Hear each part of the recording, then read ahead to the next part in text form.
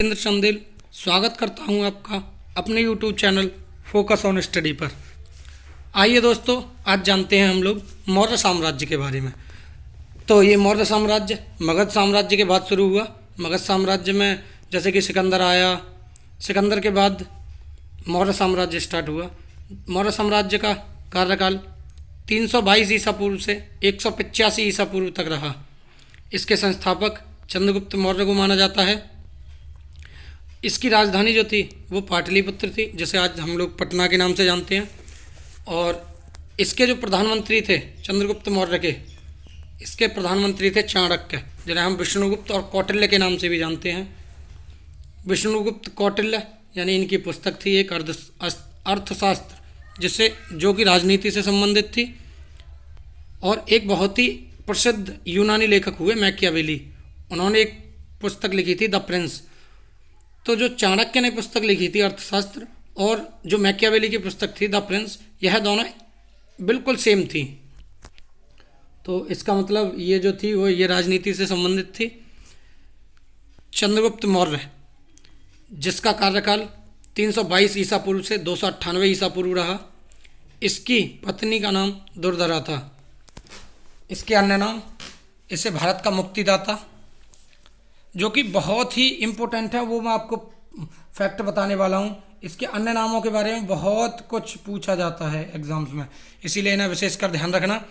भारत का मुक्तिदाता, और इसे एंड्रोकोट्स, जो कि एपियन एंड प्लूटार्क, जो कि प्रसिद्ध वैज्ञानिक हुए हैं, उन्होंने इसे एंड्रोकोट्स कहा।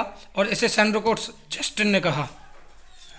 305 ईसा पूर्व में एक युद्ध हुआ, जो कि चंद्रगुप्त मौर्य और सेल्यूकस निकेटर के बीच हुआ। इसमें चंद्रगुप्त मौर्य की विजय हुई और सेल्यूकस निकेटर इस युद्ध में हार गया। सेल्यूकस निकेटर इस युद्ध में हारने के बाद अपनी बेटी कार्लेनिया यानी कि हेलेना की शादी चंद्रगुप्त मौर्य से कर देता है, और इसे दहेज में काबुल, गांधार, मकरान और हेरात, जो कि 4 प्रांत बहुत ही अच्छे प्रांत थे, वो इन्हें दे देता है। और इसने चंद्रगुप्त मौर्य के दरबार में एक अपना दूत भेजा, जिसका नाम था मेगास्थनीज। ऐसी मेगास्थनीज ने एक बुक लिखी जिसका नाम था इंडिका। इंडिका पुस्तक में पाटलिपुत्र यानी कि पटना के प्रशासन के बारे में बताया गया है। तो जूनागढ़ अभिलेख के बारे में जानते हैं। जूनागढ़ अभिलेख, जो कि रुद्रदामन ने जारी कराया था, जिसमें सुदर्शन झील का वर्णन है। और यह जूनागढ़ अभिलेख संस्कृत में जारी पहला अभिलेख है। सुदर्शन झील, जो कि सौराष्ट्र गुजरात में स्थित है, इसका निर्माण चंद्रगुप्त मौर्य के राज्यपाल पुष्यगुप्त ने कराया था। चंद्रगुप्त मौर्य, जो कि जैन धर्म का अनुयायी था, इसने जैन धर्म की शिक्षा भद्रबाहु से ली थी। इसके बाद अपना सारा साम्राज्य अपने पुत्र बिंदुसार को सौंपकर यह श्रवणबेलगोला कर्नाटक चले गए। श्रवणबेलगोला, जो कि चंद्रगिरी पहाड़ियों पर स्थित है, इसने अपने प्राण संलेखना विधि के द्वारा त्याग दिए। अभी आप लोग सोच रहे होंगे संलेखना विधि क्या होती है। संलेखना विधि वही जिसमें व्यक्ति मृत्यु के निकट होता है तो वह खाना पीना त्याग देता है। तो यह अपना सारा साम्राज्य अपने पुत्र बिंदुसार को सौंप कर चले गए। तो इनके पुत्र बिंदुसार ने साम्राज्य संभाला, जो कि बिंदुसार, जिसका कार्यकाल 298 ईसा पूर्व से 273 ईसा पूर्व रहा। बिंदुसार के अन्य नाम, इसे अमित्रघात भी कहा गया, जो कि शत्रुओं का नाश करने वाला होता है। इसे वारिसार, भद्रसार और सिंहसेन भी कहा गया। इसकी मृत्यु 273 ईसा पूर्व में हुई। इसकी माता और पिता के बारे में आप लोग जानते हैं। इसकी माता दुर्धरा और इसके पिता चंद्रगुप्त थे, चंद्रगुप्त मौर्य। और इसके दरबार में विदेशी यात्री आए।